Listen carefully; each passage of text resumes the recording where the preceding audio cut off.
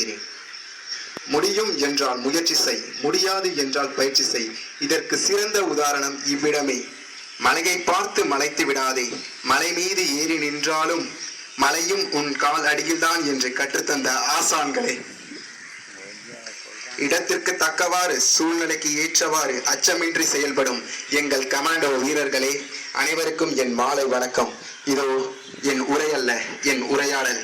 Commando பயிற்சியில் நீ கற்றுக்கொண்ட பாடம்தான் என்ன?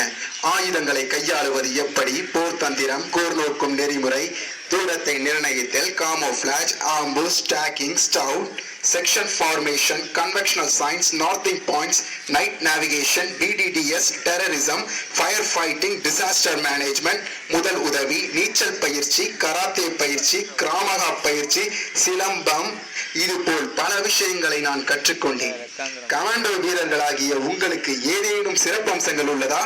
ஆம், இதில் என்ன சந்தேகம்? எங்களுக்கு இல்லாத சிறப்பம்சமா? இதோ சொல்கிறேன், கேளுங்கள்.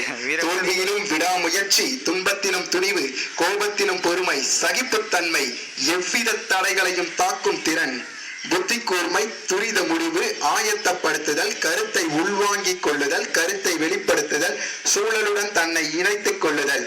உங்கள் ஆசான் உங்களுக்கு கற்றுத்தந்த அறிவுரைகள் தான் என்ன? முயற்சிகள் தவறலாம், ஆனால் நீ முயற்சிக்க தவறாதே. இறந்து போன மீன்கள் தான் நீரின் திசையில் செல்லும். உயிருள்ள மீன்கள் நீரை எதிர்த்து செல்வது போல் நீங்கள் வாழ்க்கையில் அனைவரும் நீரை எதிர்த்து செல்ல வேண்டும் என்று சொல்லிக்கிறீர்களா? கமாண்டோ பயிற்சி பள்ளியில் நீ ஏதேனும் பாடம் கற்றுக்கொண்டாயா? ஆம், என் முயற்சிகள் என்னை பலமுறை கைவிட்டதுண்டு. ஆனால் நான் ஒரு முறை கூட என் முயற்சியை கைவிடவில்லை.